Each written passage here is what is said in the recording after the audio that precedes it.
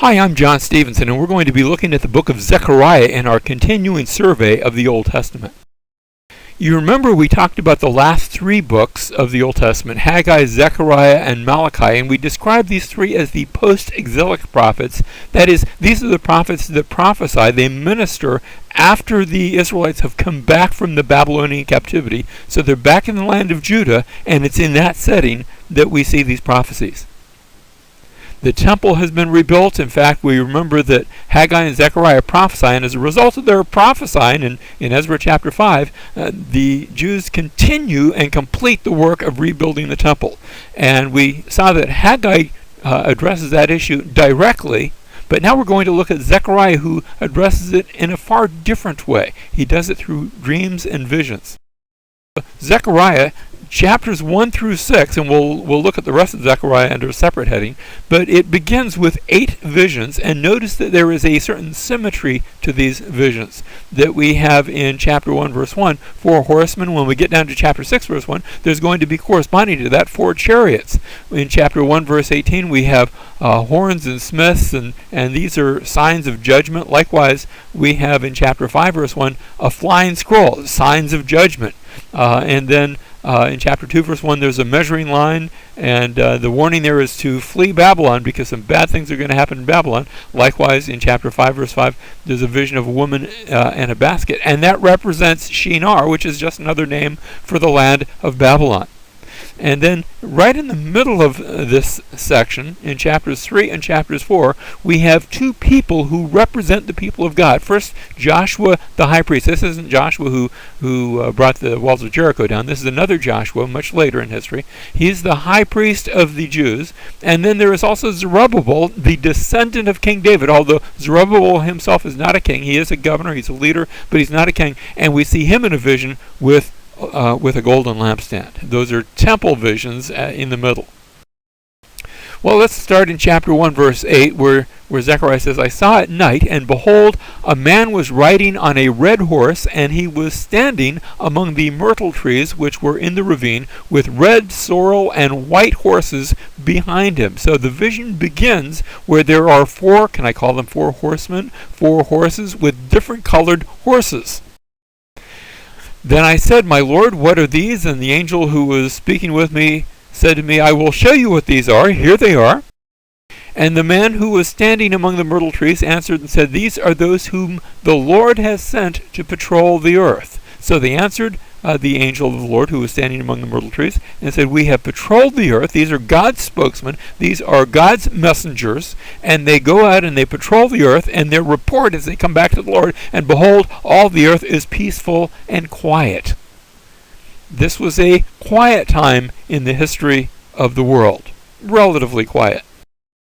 Now, Zechariah chapter 1, we saw the 4 horsemen there. In Zechariah chapter 6, we already mentioned there's 4 chariots. And you remember when Revelation chapter 6 comes along, John's going to have a vision of 4 horsemen again. So in Zechariah chapter 1, these are multicolored horsemen. They are red, and sorrel, and white. When we get to chapter 6, even though we've changed from 4 horsemen to 4 chariots, again they are different colors. They are red and white and black and dappled. And that reminds us that when we get to Revelation chapter 6 in the end of the New Testament, that again we're going to have 4 horsemen riding different colored horses, and the horses will be white and red and black and ashen, although some translators suggest maybe that is more of a pale green that's being described there.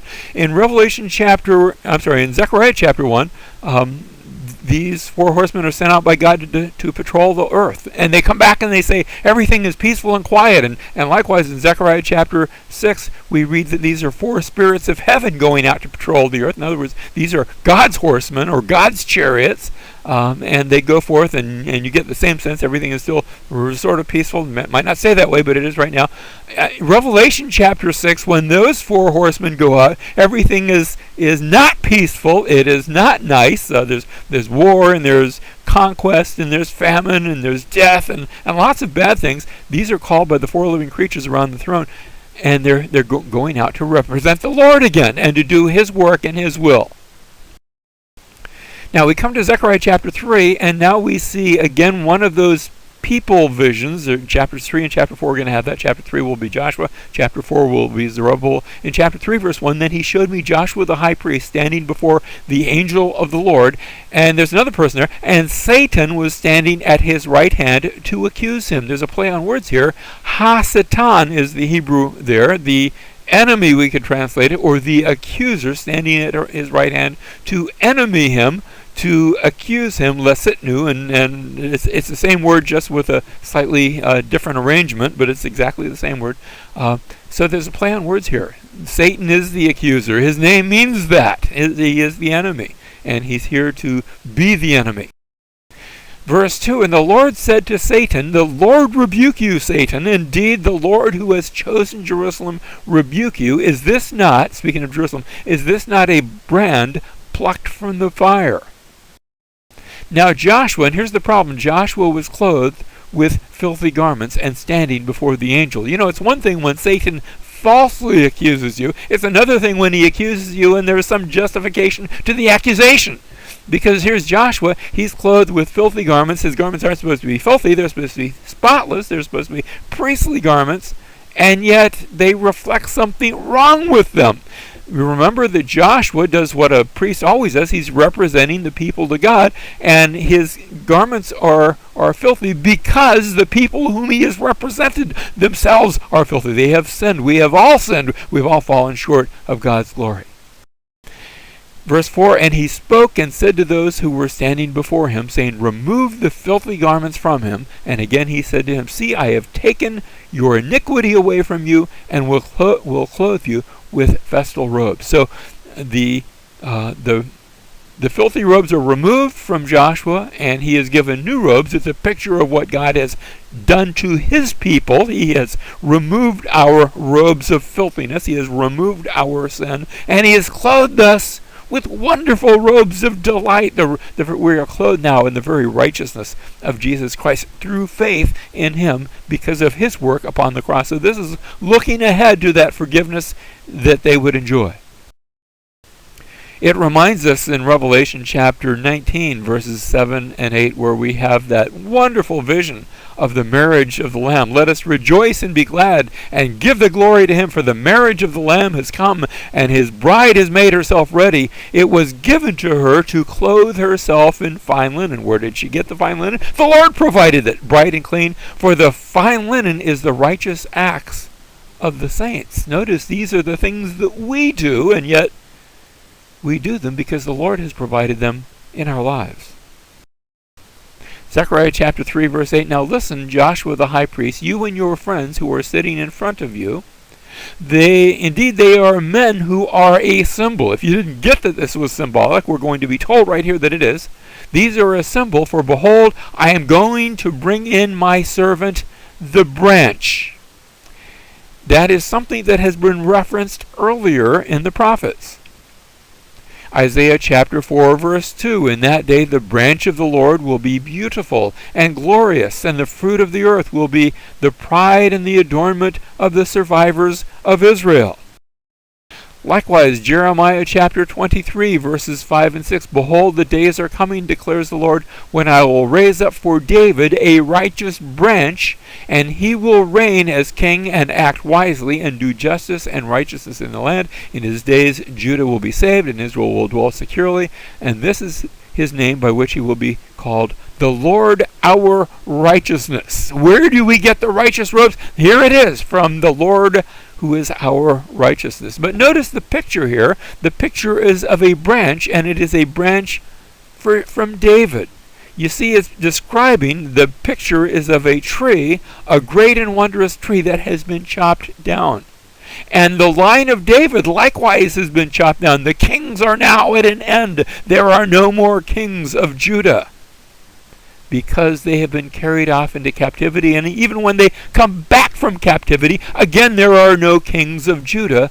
But from that dead stump, as it were, grows a shoot, a branch, a little growth that's going to spring up and is going to rise up for David, this righteous branch who's going to reign as king. Zechariah chapter 3 verses 9 and 10, for behold the stone that I have set before Joshua, on one stone are 7 eyes, behold I will engrave an inscription on it, declares the Lord of hosts, and I will remove the iniquity of that land in one day. We're still talking about the branch, but notice our metaphors have changed.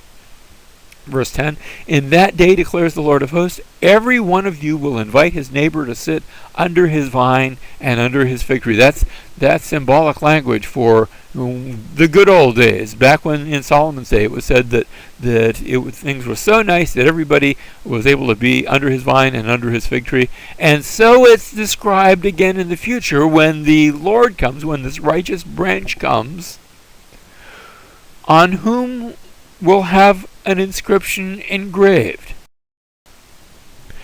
Then the angel who was speaking with me returned and roused me as a man who is awakened from his sleep. We're going to see that engraving in just a second. He said to me, what do you see? And I said, I see, and behold, here's a new vision, behold a lampstand all of gold with its bowls on the top of it, and its 7 lamps on it with 7 spouts belonging to each of the lamps which are on the top of it, also 2 olive trees by it, one on the right side of the bowl, and the other on its left side. So a vision of 2 olive trees, and in the middle is a lampstand with 7 bowls holding the oil for the lamp. Now, the lampstand it's a heavenly vision, but it's a temple vision. Because where do you see a 7-sprouted lampstand in sort of the form of a tree? You see that in the temple. This is temple language. But here it's described between 2 olive trees. Then I answered and said to the angel who was speaking with me, saying, what are these? He doesn't have to ask about the lampstand so much. He can sort of get that. But what are these? So the angel who was speaking with me answered and said to me, do you not know what these are? And I said, no, my Lord. Zechariah asked, I'm not sure what these are. So what are they? Verse 6, then he answered and said to me, this is the word of the Lord to Zerubbabel, saying, not by might nor by power, but by my spirit, says the Lord of hosts. Notice Zerubbabel hasn't really been mentioned now, but now he's brought into focus. Zerubbabel was the descendant of David. The descendant of David who, yes, has the legal right to be on the throne, but he's not on the throne because there are no more kings of Judah. Verse 7, what are you, O great mountain? Before Zerubbabel you will become a plain, and he will bring forth the top stone with shouts of grace, grace to it. There's something coming from Zerubbabel, something that will take a mountain and flatten it. Something wonderful is coming from Zerubbabel. Verse 8, also the word of the Lord came to me, saying, the hands of Zerubbabel have laid the foundation of this house, and his hands will finish it. This is talking about the temple. Remember, this is in the context of rebuilding the temple. Then you will know that the Lord of hosts has sent me to you. Verse 10, for who has despised the day of small things? But these 7 will be glad when they see the plumb line in the hand of Zerubbabel. These are the eyes of the Lord which range to and fro throughout the earth. So even though the rebuilding of the temple, you look at it and it just doesn't, like Haggai had said, it just doesn't seem to be all that it could be.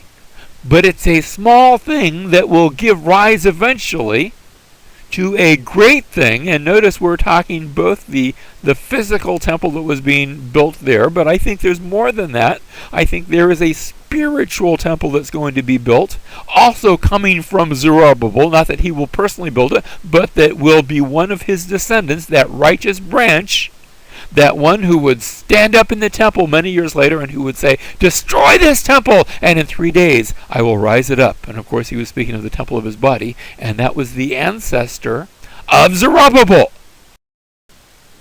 Then I answered and said to him, what are these 2 olive trees on the right of the lampstand and on its left? I sort of get the lampstand, it's a picture of God's light and life, and so, sort of reminds us of the tree of knowledge of good and evil. The tree of life. There was also the tree of knowledge of good and evil, but the tree of life that was in the garden, a tree of life, a tree of light, and there was even a cherubim was stationed there with a flaming sword, giving light. But what are these 2 olive trees on the right of the lampstand and on the left? They have not yet been explained. And I answered the second time and said to him, what are the two olive tree branches which are beside the two golden pipes which empty the golden oil from themselves? Notice they supplied oil from, olive trees supplying olive oil. And that in itself is a vivid picture. And so he answered me saying, do you not know what these are? And I said, no, my Lord. And then he said, these are the two anointed ones, literally the sons of oil, but actually that's a Hebrewistic phrase that means anointed ones. So we're going to stick with that translation. These are the two anointed ones who are standing by the Lord of the whole earth. What are these two anointed ones? Revelation chapter 11 talks about two witnesses and references this passage when it does so. And notice that Zerubbabel and, in the chapter previously, Joshua represented the people of God. And it seems like perhaps these do too, that these represent the people of God. Those who are sons of oil, these who are containers for the Spirit of God and are anointed ones standing by the Lord of the whole earth. Now we come to Zechariah chapter 6, verses 9 through 11. We see that the word of the Lord also came to me, saying, take an offering from the exiles, from Heldai, Tobiah, from Jedediah, and you go on the same day and enter the house of Josiah, the son of Zephaniah, where they have arrived from Babylon, and take silver and gold, and make an ornate crown, and set it on the head of Joshua, the son of Jehozadak, the high priest. Then say to him, thus says the Lord of hosts, behold, a man whose name is Branch, for he will branch out from where he is, and he will build the temple of the Lord. Yes, it is he who will build the temple of the Lord, and he who will bear the honor, and sit and rule on his throne. Thus he will be a priest on his throne, and the council of priests will be between the two offices. Now notice the prophecy. On the one hand, you have what's known as the Netzer, the high priestly crown that's described in Exodus chapter 29, verse 6. But here you have a different word, the Atara, that speaks more to a kingly crown. This is initially fulfilled in the Hasmonean rulers. Those rulers they were initially known by the nickname the Maccabees, that is the rocks on which the Greek overlords were broken.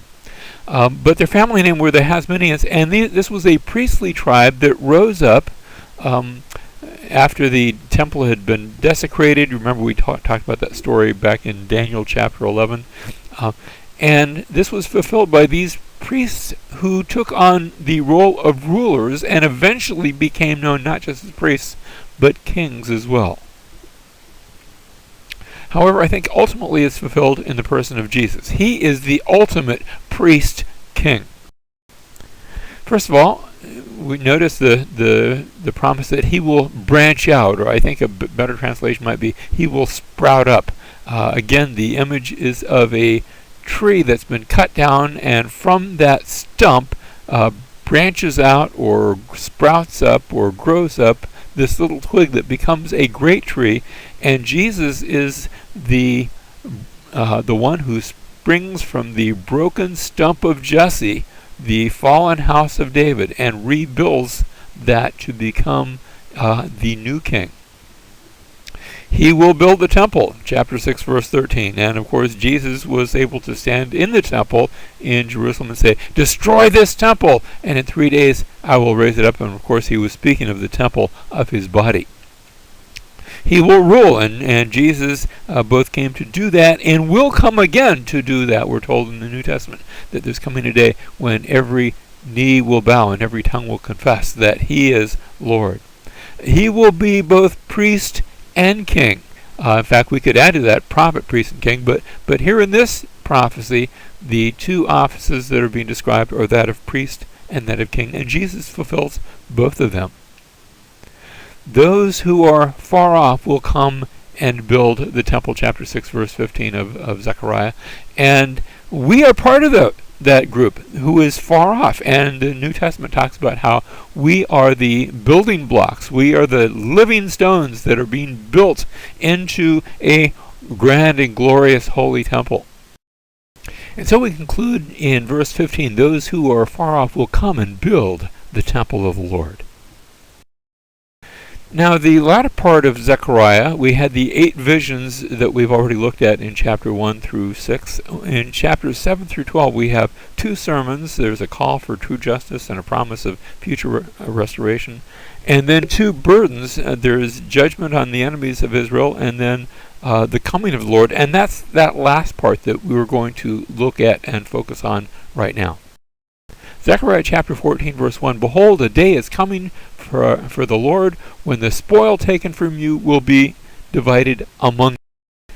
For I will gather all the nations against Jerusalem to battle, and the city will be captured, and the houses plundered, and the woman ravished, and half of the city exiled, but the rest of the people will not be cut off from the city. Hard times that are being depicted here. Then the Lord will go forth and fight against those nations as when he fights on a day of battle.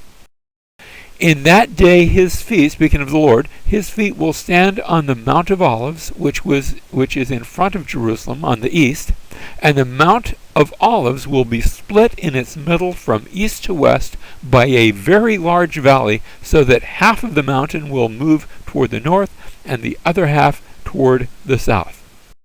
Now, the Mount of Olives is a literal place. If you stand here, as I'm standing when I took this photo, on the Temple Mount and just look to the east, there's this big valley separating them, but then on the other side of the valley there you can see the Mount of Olives actually towering over the Temple Mount. It's quite a bit higher than the Temple Mount. And here's just from the other side, standing on the Mount of Olives and looking toward the Temple Mount. Today, on that mount, you see the Dome of the Rock, where the temple used to stand back in Old Testament times, and again, even in New Testament times, after it had been rebuilt.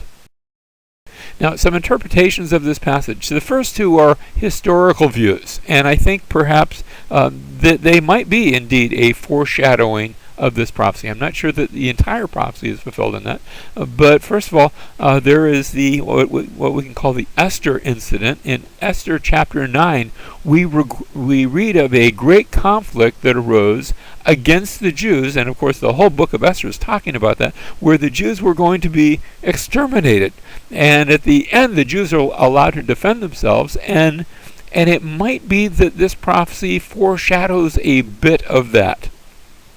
Secondly, we've already mentioned the Maccabees and the Hasmoneans, and we saw how that played out when we were looking at our review of the book of Daniel. And likewise, there was a time when the Jews faced great enemies, surrounded by enemies in the days of the Maccabees, and the Lord was with them. Now there wasn't any miraculous sorts of things happening that were visibly miraculous, but the Lord, I believe, was with them, and they gained their independence against a much greater foe. And I think that was the hand of the Lord and the working of the Lord in their midst. And so those have been adopted as 2 interpretations of this prophecy in Zechariah chapter 14. Another view that's been suggested, at least, is that this is a symbolic view of the church, where the gospel goes forth from Jerusalem and reaches out to all the nations. And certainly it does that, but the details in this prophecy seemed to go beyond what would be warranted for merely such a symbolic view. And so I think many interpreters, I'm not sure if we could say most, but probably most interpreters, adopt a futuristic view of this passage, and I think perhaps for good reason, that it pictures Jesus returning in his second coming, something that is maybe prefigured in the Esther incident, maybe prefigured in the Maccabee revolt, where God certainly worked for his people, delivered his people, but the ultimate deliverance, I think is still future. And so I think that we can look at Zechariah chapter 14 as, yes, things that God did in the past, but especially that he's going to do still in the future when Christ returns.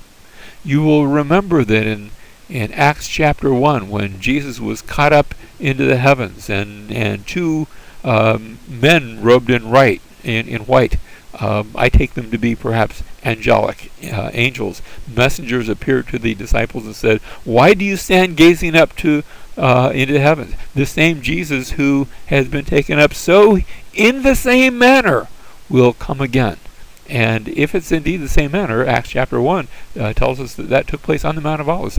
Indeed, I think it could very well be that Jesus comes back to the same location in his second coming.